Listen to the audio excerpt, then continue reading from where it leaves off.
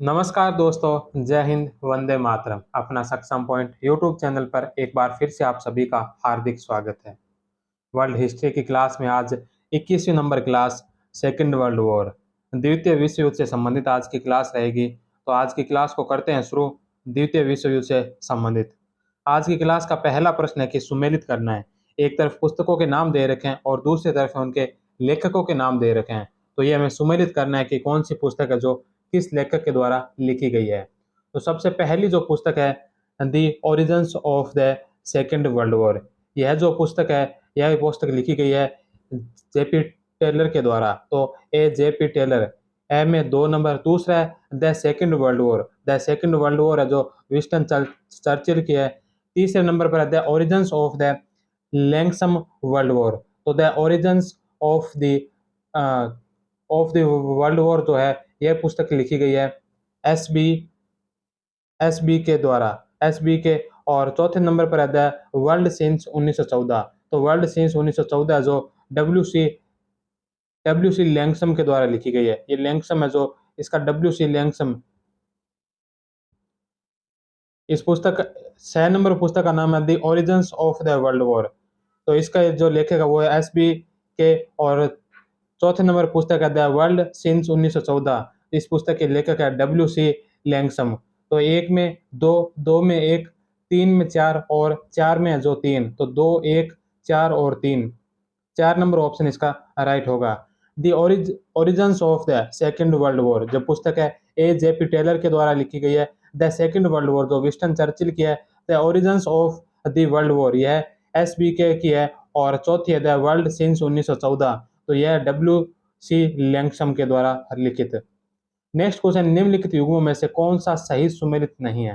तो यहाँ पर असुमेलित कौन सा है वो बताना है। यहाँ पर कुछ घटनाएं दे रखे हैं और सामने उनके ईयर दे रखे हैं कि यह घटना किस वर्ष से संबंधित है। तो सबसे पहला आता है जर्मनी का पुनः शस्त्रीकरण। तो जर्मनी का जो पुनः शस्त्रीकरण जो हिटलर ने शुरू किया था, पुनः शस्त्रीकरण वह शुरू किया था 1935 में, ना कि 1933 से। तो पहला यह जो गलत है।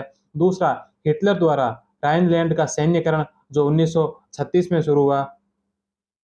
तीसरे नंबर पर है जर्मनी द्वारा ऑस्ट्रिया का अधिकरण जो 1938 में, और पोलैंड के साथ अनाक्रमण समझौता यह 1934 में।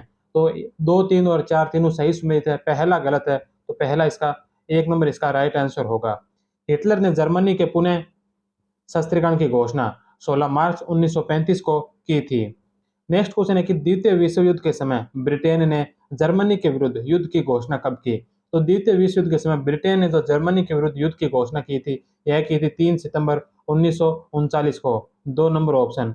ब्रिटेन की चेतावनी के बाद भी जर्मन सेना आगे बढ़ती गई और पोलैंड की राजधानी वारसा पर आक्रमण कर दिया। जो 3 सितंबर 1939 को ब्रिटेन व फ्रांस भी युद्ध में कूद पड़े।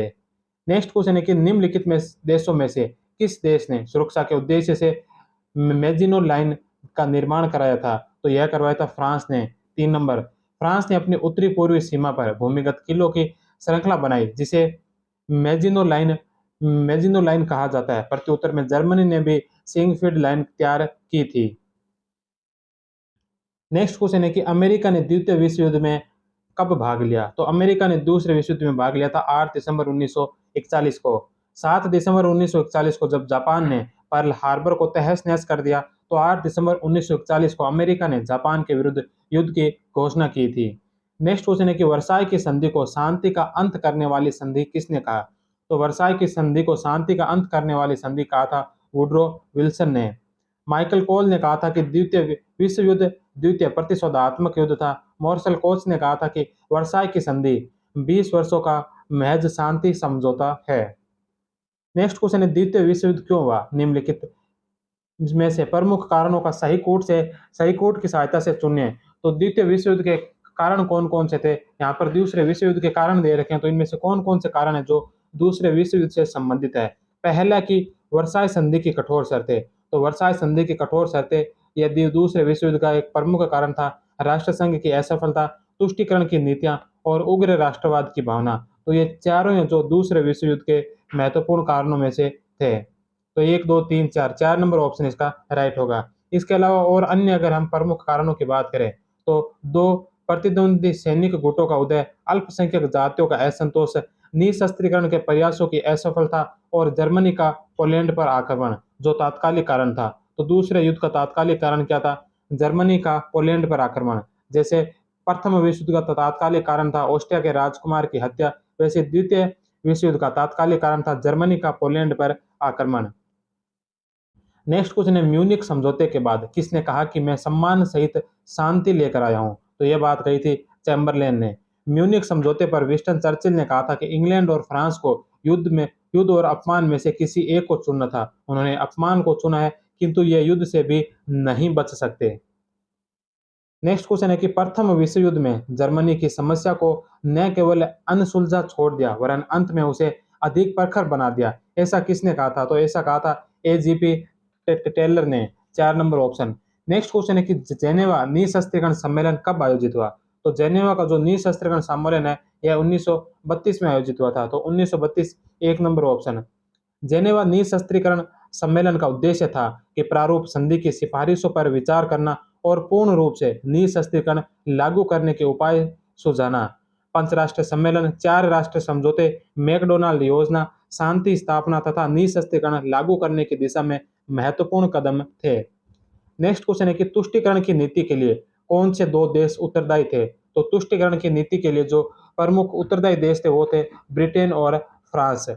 चर्चिल ने लिखा है कि हमारी तुष्टीकरण नीति का एक दुर्भाग्यपूर्ण परिणाम यह हुआ कि हिटलर को विश्वास हो गया कि ब्रिटेन व फ्रांस उसके विरुद्ध युद्ध करने में सक्षम नहीं थे। नेक्स्ट क्वेश्चन है कि तुष्टीकरण की नीति के संबंध में किसने कहा था कि यह नीति आरंभ से ही एक आत्मघाती मूर्खता के अतिरिक्त और कुछ नहीं थी? तो यह बात कही थी सुमा ने। सुमा 4 नंबर ऑप्शन। नेक्स्ट क्वेश्चन है, निम्नलिखित में से कौन तुष्टीकरण की नीति के समर्थक नहीं थे? तो कौन है जो तुष्टीकरण नीति के समर्थक नहीं थे? तो वो थे चर्चिल। चर्चिल जो तुष्टीकरण की नीति के समर्थक नहीं थे। तुष्टीकरण नीति के प्रमुख समर्थक जिनमें चैम्बरलेन, वोल्डविन, मैकडोनाल्ड, हैलिफैक्स, सैमुअल होर और एडिनबर्ग आदि थे, जबकि चर्चिल जो तुष्टीकरण नीति के विरोधी थे। यह नीति 1930 से 39 ईस्वी तक चली। म्यूनिक समझौता जो 1938 में हुआ, इस नीति का चरम परिणाम था। नेक्स्ट क्वेश्चन है कि अलगाववाद या आइसोलेशन पॉलिसी कौन लेकर आए? तो ये पॉलिसी लाए थे लॉयड जॉर्ज।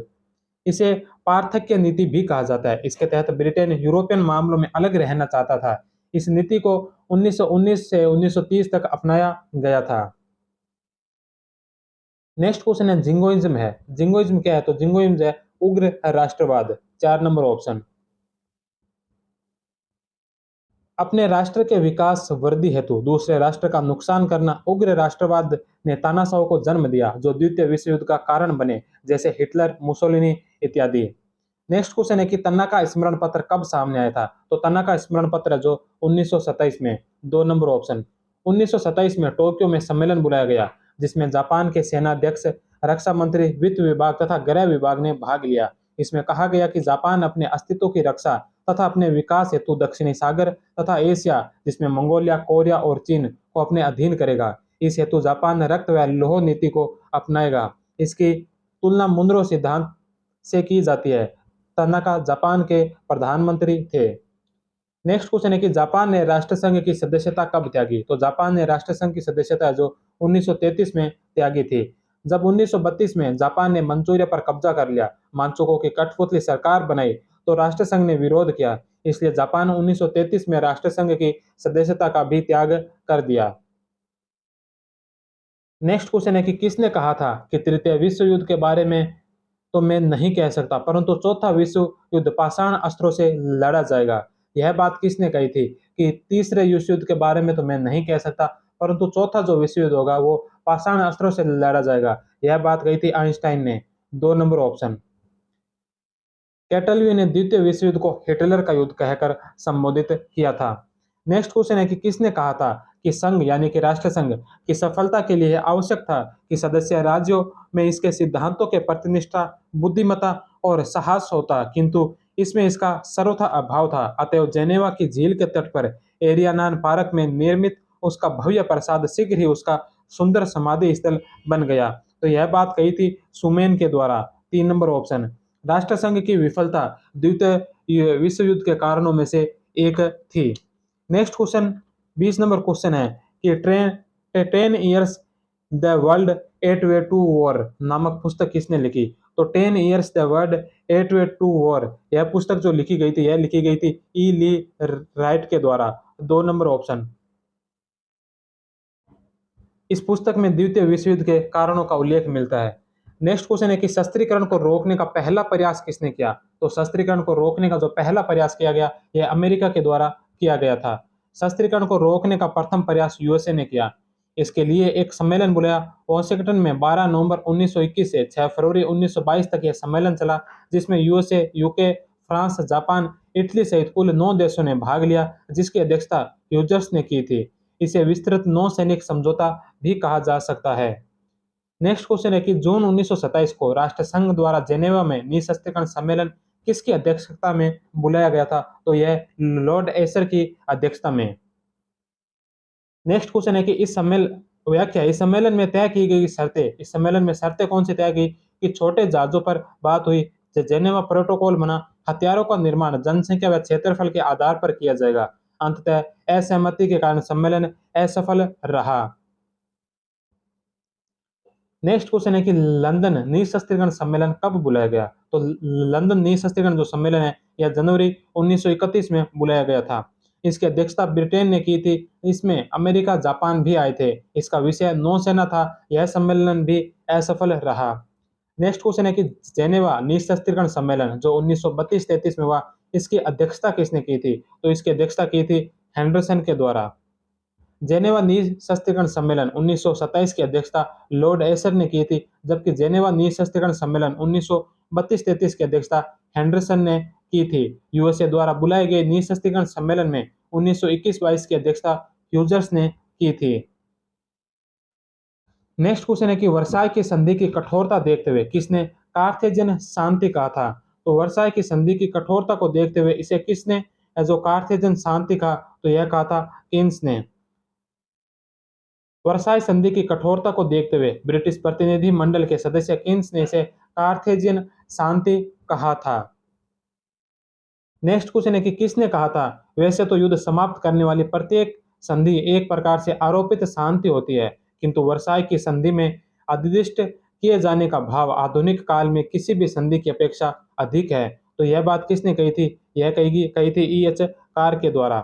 किसने प्रथम विश्व युद्ध को युद्ध का अंत करने वाला युद्ध और वर्साई की संधि को शांति का अंत करने वाली संधि कहा था? तो यह कहा था वुड्रो विल्सन ने। नेक्स्ट क्वेश्चन है कौन सा सुमेलित नहीं है? यहाँ पर एक तरफ रचनाकारों के नाम दे रखे हैं और दूसरी तरफ उनकी रचनाएं दे रखी है। तो इनमें से बताना है कि कौन सा जो सुमेलित नहीं है। सबसे पहले रचनाकार है आंद्रे मार्लो। आंद्रे मार्लो ने आशा के दिन नाम से रचना लिखी, ये सत्य है। अर्नेस्ट हेमिंग्वे ने जिनके लिए घंटा बजता है, यह रचना लिखी। जॉर्ज ऑरवेल ने कैटालोनिया को श्रद्धांजलि नाम से रचना लिखी, तो यह भी सत्य है। चौथा है कि फ्रांज बोरकनो ने ए मोमेंट ऑफ वार रचना लिखी। तो ए मोमेंट ऑफ वार जो रचना ये फ्रांस बोरकनो को नहीं बल्कि लॉरी ली की है। लॉरी ली की रचना है ए मोमेंट ऑफ वार। तो 4 नंबर है जो गलत है, तो 4 नंबर इसका राइट आंसर होगा। ए मोमेंट ऑफ वॉर के रचनाकार लॉरी ली है। फ्रांस बोरकनो की रचना का नाम स्पेनी अखाड़ा है। उपयुक्त सभी रचनाकारों ने फांसीवाद के खिलाफ स्पेन के युद्ध में समर्थन में अपनी रचनाएं लिखी थी। पाब्लो पिकासो गुमेर्निका चित्र भी इसी विषय से जुड़ा हुआ है। नेक्स्ट क्वेश्चन है कि द्वितीय विश्व युद्ध की शुरुआत जर्मनी द्वारा किस आक्रमण के साथ हुई? तो दूसरे विश्व युद्ध की जो शुरुआत है जर्मनी के द्वारा कौन से आक्रमण के साथ हुई थी? तो वारसा पर आक्रमण के साथ। 1 सितंबर 1939 को जर्मनी द्वारा पोलैंड की राजधानी वारसा पर आक्रमण के साथ दूसरे विश्व युद्ध की शुरुआत हुई थी। नेक्स्ट क्वेश्चन है कि एलाइड पावर में कौन सी शक्तियां शामिल थी? कूट से सही उत्तर का चयन कीजिए। तो जो एलाइड पावर था उसमें फ्रांस, रूस, अमेरिका और ब्रिटेन, ये चारों सम्मिलित थे। 1 नंबर ऑप्शन। केंद्रीय शक्तियों को एक्सिस पावर कहा गया, जिसमें Germany, Bulgaria, Romania, Hungary, Brazil और फिनलैंड थे। और मित्र शक्तियां या मित्र राष्ट्र जिसे एलाइड पावर कहा गया, जिसमें ब्रिटेन, फ्रांस, रूस, अमेरिका, कनाडा, चीन, तुर्की जो 1945 में सम्मिलित हुआ था। और जो कुछ देश थे जो तटस्थ थे, जिनमें नाम आता है प्रमुख था स्पेन का, स्वीडन का, आयरलैंड का और स्विट्जरलैंड का। नेक्स्ट क्वेश्चन है कि 1 सितंबर 1939 को पोलैंड पर आक्रमण के समय जर्मन सेनापति कौन था? तो 1 सितंबर 1939 को पोलैंड पर जो आक्रमण किया था उसमें जर्मन का सेनापति जो था उसका नाम था वॉल्थर वान ब्राखलिस। एक नंबर ऑप्शन। वॉल्थर वान ब्राखलिस ने ब्लित्सर्किस द्रुत गति से आक्रमण नीति के अंतर्गत थल व वायु सेना का उपयोग करके पोलैंड की राजधानी वार्सा पर आक्रमण कर दिया था। नेक्स्ट क्वेश्चन, डी दिवस वह दिन है जब जब क्या हुआ था, जब मित्र सेनाएं जो नारमंडी पर उतरी थी, जिसे डी दिवस कहा जाता है। जून 1944 में एलाइड पावर ने पश्चिमी यूरोप में फ्रांस की सीमा पर जर्मनी के विरुद्ध बहुप्रतीक्षित दूसरा मोर्चा खोला था। नेक्स्ट क्वेश्चन है कि दिसंबर 1939 से अप्रैल 1940 के मध्य चैम्बरलेन सरकार ने कोई बड़ा युद्ध नहीं किया, छोटी झड़पें जरूर हुई थी। इन झड़पों को क्या नाम दिया गया? तो इन झड़पों को जो फोनी वार कहा गया। इन स, इन छोटी झड़पों को फोनी वार यानी कि छद्म युद्ध भी कहा जाता है। चैम्बरलेन ने इसे ट्यूलाइट वॉर कहा था। नेक्स्ट क्वेश्चन है, चैम्बरलेन ने त्याग पत्र कब दिया? तो चैम्बरलेन ने मई 1940 में त्याग पत्र दिया था। 10 मई 1940 को चैम्बरलेन ने त्याग पत्र दे दिया। नए प्रधानमंत्री चर्चिल व एटली को उप प्रधानमंत्री बनाया था। नेक्स्ट क्वेश्चन है कि द्वितीय विश्व युद्ध के समय जर्मन सेना ने जब बेल्जियम पर आक्रमण किया तब वहां का शासक कौन था? तो दूसरे विश्व युद्ध के समय जर्मन सेना ने जब बेल्जियम पर आक्रमण किया उसमें वहां का शासक था Leopold third third Leopold third, जो उस समय बेल्जियम का शासक था। जर्मन सेना ने आक्रमण करते ही लियोपोल्ड थर्ड जो लंदन भाग गया, बेल्जियम ने आत्मसमर्पण कर दिया। नेक्स्ट क्वेश्चन है कि द्वितीय विश्व युद्ध के समय फ्रांस का विभाजन कब किया गया? तो दूसरे विश्व युद्ध के दौरान जो फ्रांस का विभाजन हुआ था वह हुआ था जून 1940 को। बेल्जियम को जीतने के बाद फ्रांस सेना मैजिनी रेखा पार करते हुए फ्रांस में प्रवेश करती है और पेरिस पर कब्जा कर लेती है। यहाँ तीसरा गणतंत्र समाप्त होता है। 21 जून 1940 को फ्रांस आत्मसमर्पण करता है। 22 जून 1940 को शर्तों पर हस्ताक्षर करवाए गए व फ्रांस आत्मसमर्पण करता है। 22 जून 1940 को शर्तों पर हस्ताक्षर करवाई गई व फ्रांस को दो भागों में बांट दिया गया। नेक्स्ट क्वेश्चन है कि ब्रिटेन के विरुद्ध जर्मनी में कौन सा अभियान चलाया गया? तो ब्रिटेन के विरुद्ध जो जर्मनी में अभियान चला था वो चला था सी लोयन। एक नंबर ऑप्शन। जर्मनी ने ब्रिटेन के विरुद्ध ऑपरेशन सी लोयन चलाया, जिसका उद्देश्य ब्रिटेन को आत्मसमर्पण करवाना था। ब्रिटेन की नीति रक्षात्मक रही। भारत ने इस ऑपरेशन को असफल बनाने में बड़ा योगदान दिया था। नेक्स्ट क्वेश्चन है कि निम्न में से किस राष्ट्रवादी नेता ने जर्मनी और ब्रिटेन के युद्ध को ऐसे दैवीय अवसर के रूप में देखा जो भारतीयों को लाभान्वित कर सकता था? तो किस राष्ट्रवादी नेता ने जर्मनी और ब्रिटेन के युद्ध को ऐसे दैवीय अवसर के रूप में देखा जो भारतीयों को लाभान्वित कर सकते थे? तो यह देखा था सुभाष चंद्र बोस ने। 3 नंबर ऑप्शन। नेक्स्ट क्वेश्चन है कि हम अकेले लड़ रहे हैं लेकिन औरों के लिए लड़ रहे हैं। आत्मसमर्पण के बजाय लड़ना बेहतर है, अतः युद्ध ही एकमात्र विकल्प है और हम हर स्तर पर करेंगे। यह किसने कहा था? तो यह कहा था चर्चिल ने। 3 नंबर ऑप्शन। नेक्स्ट क्वेश्चन है कि द्वितीय विश्व युद्ध के दौरान जर्मनी ने किसके विरुद्ध युद्ध को धर्म युद्ध घोषित किया था? तो दूसरे विश्व युद्ध के दौरान जर्मनी ने किसके विरुद्ध युद्ध को जो धर्म युद्ध घोषित किया था? तो रूस के खिलाफ। जर्मनी व रूस मित्र थे। इसके इसके बावजूद भी जर्मनी ने 22 जून 1941 को रूस पर आक्रमण किया, क्योंकि रूस जो है पूरे मोर्चे पर बाल्टिक देश व फिनलैंड को अपने अधिकार क्षेत्र में लाने के बाद पूरे मोर्चे पर जर्मनी की सुरक्षा के लिए सबसे बड़ा खतरा था। साम्यवाद का नाश करना। अतः जर्मनी ने इसे धर्म युद्ध घोषित किया और कहा पश्चिम देशों की सभ्यता की रक्षा के लिए युद्ध अनिवार्य है, अतः यूरोप के सभी युवाओं को युद्ध में भाग लेना चाहिए। साम्यवादी पार्टियों ने इसे जन युद्ध घोषित किया। नेक्स्ट क्वेश्चन है कि जर्मनी ने द्वितीय विश्व युद्ध के दौरान रूस के विरुद्ध कौन सा ऑपरेशन चलाया? तो जर्मनी ने दूसरे विश्व युद्ध के दौरान जो कौन सा ऑपरेशन चलाया था रूस के विरुद्ध? तो वह ऑपरेशन था ऑपरेशन बारबोसा। जर्मनी ने रूस के विरुद्ध ऑपरेशन बारबोसा चलाया। रोमन सम्राट फ्रेडरिक प्रथम तृतीय तृतीय धर्म युद्ध में मारे गए थे। चूंकि इनकी दाढ़ी लाल थी इसलिए इनको बारबोसा कहा गया। जनरल फ्रैंको ने अपनी ब्लू आर्मी रूसी मोर्चे पर लगाई थी। यह ऑपरेशन असफल रहा था।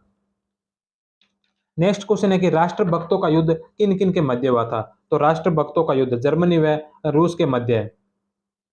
रेड आर्मी रेड आर्मी जो रूस की थी ने जर्मन सेना पर आक्रमण किया। वह स्टालिन ग्रांड का खूनी संघर्ष हुआ। यह घटना ऑपरेशन बारबोसा की है। इसे राष्ट्रभक्तों का युद्ध कहते हैं। इसमें दोनों तरफ से 25 लाख से अधिक सैनिक मारे गए थे, जिसके परिणाम स्वरूप जर्मनी ने पूरे मोर्चे पर सबसे बड़ा शत्रु रूस तैयार कर लिया।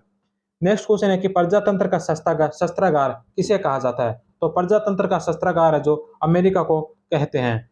यूएसए 8 दिसंबर 1941 तक तटस्थ रहकर मित्र राष्ट्रों को सामग्री की आपूर्ति कर रहा था। इसने नवंबर 1939 को दो नियम बनाए। नगद दो, सामान ले जाओ। लैंड लीज कानून अर्थात भूमि गिरवी रखकर सामान ले जाओ।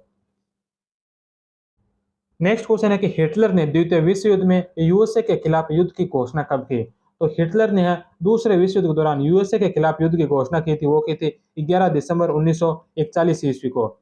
नेक्स्ट क्वेश्चन है द्वितीय विश्व युद्ध के दौरान जापान ने पर्ल हार्बर पर आक्रमण किस ऑपरेशन के तहत किया था। तो यह किया था ऑपरेशन जेड या ऑपरेशन एआई।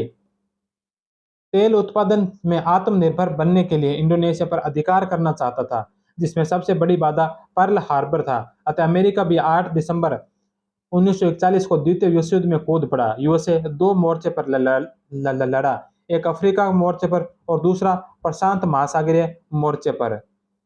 नेक्स्ट क्वेश्चन है कि मरुस्थल की लोमड़ी डेजर्ट फोकस किसे कहा जाता है। तो मरुस्थल की लोमड़ी जो जनरल रोमेल, जर्मन का अफ्रीकन मोर्चे पर सेनापति जर्मन रोमेल था, जिसको मरुस्थल की लोमड़ी भी कहा जाता है। नेक्स्ट क्वेश्चन है कि ऑपरेशन टॉर्च किसके द्वारा चलाया गया था। तो ऑपरेशन टॉर्च है जो अमेरिका व ब्रिटेन के द्वारा। अफ्रीका क्षेत्र को जर्मनी व इटली से मुक्त करवाने के उद्देश्य से जर्मन मोंटगेमरी जो यूके से थे और आइजनहोवर जो यूएसए के नेतृत्व में ऑपरेशन टॉर्च 8 नवंबर 1942 से चलाया गया। वह 1943 तक सफल हो गए। नेक्स्ट क्वेश्चन है कि यूएसए व यूके की संयुक्त सेना द्वारा चलाए गए कौन से ऑपरेशन में मुसोलिनी को गिरफ्तार किया गया था। तो ऑपरेशन हस्की में। संयुक्त सेना ने ऑपरेशन हस्की की सहायता से सिसिली द्वीप पर अधिकार कर लिया और मुसोलिनी को गिरफ्तार करके शासन की शक्ति खोदोग्लियो को दे दी गई। ऑपरेशन डूचे के तहत हिटलर ने मुसोलिनी को मुक्त करवाया था। नेक्स्ट क्वेश्चन है कि मुसोलिनी की हत्या कब की गई। तो मुसोलिनी की जो हत्या है 28 अप्रैल 1945 ईस्वी को। 28 अप्रैल 1945 को मुसोलिनी की हत्या कर दी गई। आगे चलकर 2 मई 1945 को इटली ने आत्मसमर्पण कर लिया। नेक्स्ट क्वेश्चन है कि पश्चिमी यूरोप को केंद्रीय शक्तियों से मुक्त करवाने के लिए संयुक्त सेना ने कौन सा ऑपरेशन चलाया था। तो पश्चिमी यूरोप को केंद्रीय शक्तियों से मुक्त करवाने के लिए संयुक्त सेना ने जो ऑपरेशन चलाया था वह ऑपरेशन था ऑपरेशन ओवरलॉर्ड। एक नंबर ऑप्शन है जो इसका राइट आंसर है। सिसिली के बाद संयुक्त सेना को फ्रांस के नॉर्मंडी क्षेत्र जाना था, जिसका उद्देश्य पश्चिमी यूरोप को केंद्रीय शक्तियों से मुक्त करवाना था। इस हेतु इन्होंने ऑपरेशन ओवरलॉर्ड ऑपरेशन नेपचून चलाया। इस ऑपरेशन के उद्देश्य क्या थे। तो ऑपरेशन का उद्देश्य था कि जर्मन सेना को भ्रमित करना। इस हेतु एक और ऑपरेशन चलाया जिसका नाम ऑपरेशन बॉडीगार्ड था। नेक्स्ट क्वेश्चन है कि संयुक्त सेना ने फ्रांस, बेल्जियम व लक्समबर्ग क्षेत्र खाली करवाने के लिए कौन सा अभियान चलाया था। तो ऑपरेशन ग्रेप्स। सितंबर 1944 तक संयुक्त सेना ने फ्रांस, बेल्जियम व लक्समबर्ग क्षेत्र खाली करवा लिए। हिटलर ने पूर्वी मोर्चे की सेना बुलाई। इस प्रकार हिटलर ने संयुक्त सेना का निर्माण किया। वह दोनों के मध्य निर्णायक युद्ध लड़ा जाता है, जिसे बल्ज वॉर कहा जाता है। यह युद्ध 16 दिसंबर 1944 से 25 जनवरी 1945 के मध्य बेल्जियम व लक्समबर्ग के मध्य एर्डेन के जंगलों में हुआ था, जिसमें हिटलर की सेना पराजित हुई थी। नेक्स्ट क्वेश्चन है कि हिटलर ने आत्महत्या कब की। तो हिटलर ने आत्महत्या की थी 30 अप्रैल 1945 ईस्वी को। नेक्स्ट क्वेश्चन है कि यूरोपीय विजय दिवस कब मनाया जाता है। तो यूरोपीय विजय दिवस 8 मई 1945 को। 8 मई 1945 को द्वितीय विश्व युद्ध में जर्मनी ने आत्मसमर्पण कर दिया। इसी दिन को यूरोपीय विजय दिवस के रूप में मनाते हैं। नेक्स्ट क्वेश्चन है कि निम्नलिखित में से किस स्थान पर द्वितीय विश्व युद्ध के युद्ध अपराधियों का विचारण ट्रायल किया गया था। तो न्यूरेमबर्ग में जोफे लॉरेंस की अध्यक्षता में 20 नवंबर 1945 से मुकदमा प्रारंभ हुआ और 1 अक्टूबर 1946 को निर्णय सुना दिए गए। नेक्स्ट क्वेश्चन है कि निम्नलिखित में से किस एक देश के साथ द्वितीय विश्व युद्ध के बाद शांति संधि संपन्न नहीं की जा सकी? तो ये किसके साथ नहीं की जा सकी थी? जर्मनी के साथ है। 2 नंबर ऑप्शन। द्वितीय विश्व युद्ध के बाद सोवियत सरकार द्वारा जारी पुस्तक का नाम। तो दूसरे विश्व युद्ध के बाद सोवियत सरकार के द्वारा एक पुस्तक जारी की गई, उस पुस्तक का नाम क्या था? तो उस पुस्तक का नाम था फाल्सीफायर ऑफ हिस्ट्री। फाल्सीफायर ऑफ हिस्ट्री जो पुस्तक है, ये सोवियत सरकार के द्वारा जारी की गई पुस्तक थी। इस पुस्तक में सोवियत सरकार ने बताया कि ब्रिटेन व फ्रांस की तुष्टीकरण की नीति ने विश्व युद्ध की ज्वाला में फेंक दिया था। नेक्स्ट क्वेश्चन है कि जनरल मैन रहीम के नेतृत्व में जिस देश ने रूस के आक्रमण का प्रभावी तरीके से जवाब दिया, वह था फिनलैंड। 4 number option. आज के युग को अतिमारकता का युग द एज ऑफ ओवरकिल किसने कहा? तो यह कहा था मैक्स लर्नर ने। परमाणु हथियारों के सर्वनाश करने के सामर्थ्य के कारण मैक्स लर्नर ने आज के युग को अतिमारकता का युग कहते हैं। कॉल कॉर्ल जेस्पर्स ने इस इन आधुनिक हथियारों को अंतर्राष्ट्रीय जीवन का नया तथ्य कहकर पुकारा है।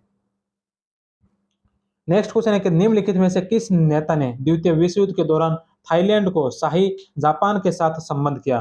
तो कौन से नेता ने द्वितीय विश्व युद्ध के दौरान थाईलैंड को जो शाही जापान के साथ संबंध किया था? तो वह नेता थे पलांग फिम्बू सोंग खराम। 3 नंबर ऑप्शन। नेक्स्ट क्वेश्चन है कि किस अवधि को 20 वर्ष का संकट कहा जाता है? तो 20 वर्ष का संकट 1919 से 1939 दूसरे विश्व युद्ध के समाप्त होने से लेकर प्रथम विश्व युद्ध के समाप्त होने से लेकर दूसरे विश्व युद्ध के शुरुआत होने के जो बीच के 20 का वर्ष है, इनको 20 वर्ष का संकट कहा जाता है। वॉल स्ट्रीट संकट के समय ब्लैक ट्यूजडे की घटना कब घटित हुई? तो वॉल स्ट्रीट संकट के समय ब्लैक ट्यूजडे की जो घटना घटित हुई थी, यह हुई थी 19 अक्टूबर 1929 को। नेक्स्ट क्वेश्चन है जापानियों द्वारा अमेरिकी जहाज मिसूरी पर आत्मसमर्पण पत्र पर हस्ताक्षर के पश्चात किस तिथि को विश्व युद्ध समाप्त हुआ? तो विश्व युद्ध समाप्त हुआ था 2 सितंबर 1945 को। इस दिन जापानियों द्वारा अमेरिकी जहाज मिसूरी पर आत्मसमर्पण पत्र पर हस्ताक्षर किए गए थे। नेक्स्ट क्वेश्चन है द्वितीय विश्व युद्ध में जर्मनी के अफ्रीकी अभियानों का नेतृत्व किस सेनापति ने किया था? तो यह किया था रोमेल ने। 2 नंबर ऑप्शन इसका राइट आंसर है।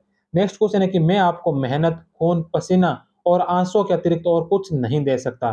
प्रधानमंत्री बनने पर यह संदेश किसने अपने देशवासियों को दिए थे? तो यह दिए थे विंस्टन चर्चिल ने। 4 नंबर ऑप्शन। नेक्स्ट क्वेश्चन है कि द्वितीय विश्व युद्ध के बाद ग्रेट पावर शब्द को किसके द्वारा प्रतिस्थापित किया गया था? तो शक्तिशाली देशों के द्वारा। नेक्स्ट क्वेश्चन है विश्व युद्ध के संदर्भ में दो कथनों पर विचार कीजिए। तो विश्व युद्ध से संबंधित यहाँ पर दो कथन दे रखे हैं, इन कथनों में से हमें बताना है कि कौन सा सही है और कौन सा गलत है। तो दो कथन क्या है? पहला कथन है कि लड़कियों और महिलाओं के लिए आचरण और पोशाकों के मानकों को अधिक उदार किया गया था, तो ये बात सत्य है। दूसरा कि कारखानों में छोटे और कम कपड़े जरूरी थे, तो ये बात भी सत्य है। तो ए और आर दोनों सत्य है और आर ए की सही व्याख्या करता है। तो 1 नंबर ऑप्शन इसका राइट आंसर होगा।